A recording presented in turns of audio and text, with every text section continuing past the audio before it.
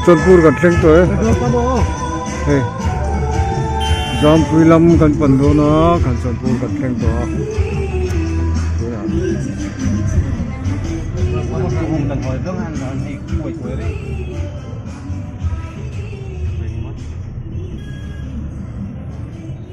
Dục bên rồi. Yêu petrol pump. Thì là sạc thì. Đâm xe máy làm nàn thôi ạ. Mà nuôi tiếng cái nào thế này? Kanchanpur kan thleng to na Kanchanpur kan thleng to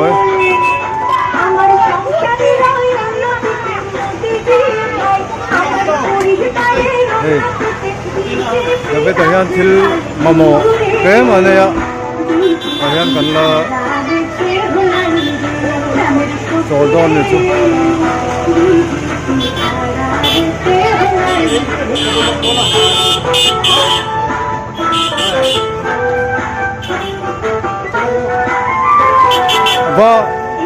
Valai rule in valai don ne okay in lai don Tapi sih kiki nào nanti? Amani yang nanti.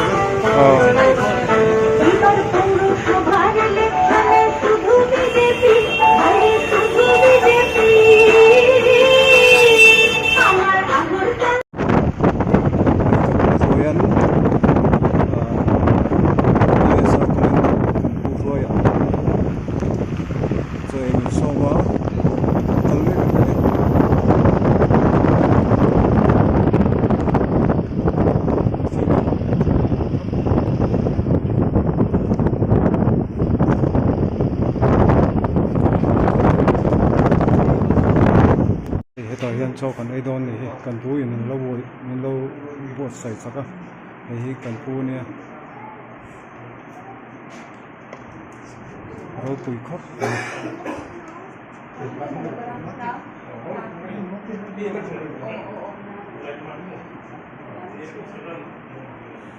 ro pui ta ka ne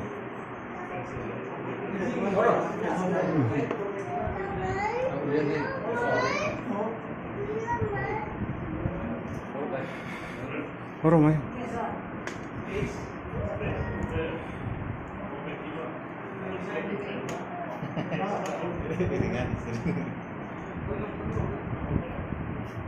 Aku ya selanya.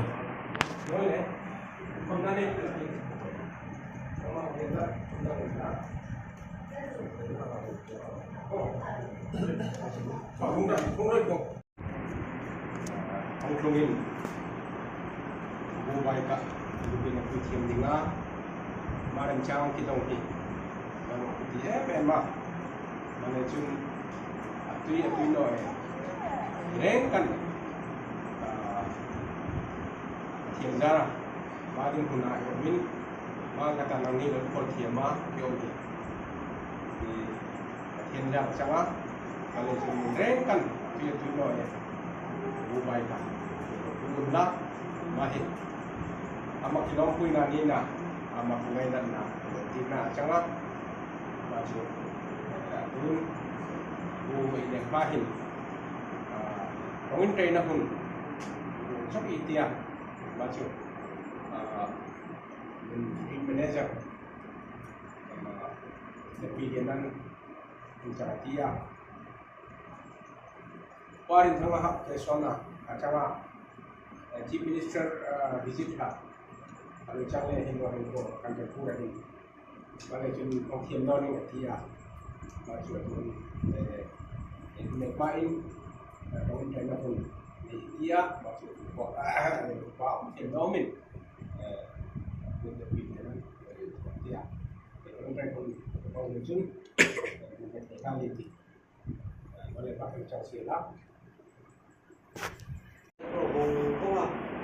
Kontestan ini, kontestan yang kadang siapa ज़्यादा ही चलती ना हुआ है फ्लाइट से इन्फॉर्म से मिलाओ फोन पे सता चलती नहीं ना हुआ है सता ना हुआ है बल पे थी और कब तुम अम्बा का इतने बड़ा इन पे मिलियन नहीं है उसे दिलाया हमारा भी बुरा हुआ बाय बाय बल बाय जो और तो उन्हें कमाकार लूमा साथ हुआ है अन्य Buổi cho là સરકાર કહેવાય છે કે પ્રજાને અંદરના તકે મેવા સરકાર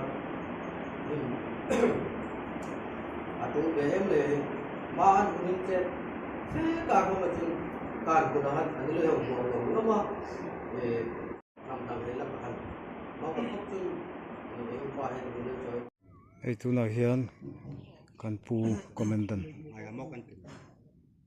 kan pu royan hei ha cholna cho kan ei khama choi abuat sai zoya zowa ta hian kan thu ni hi na chol ni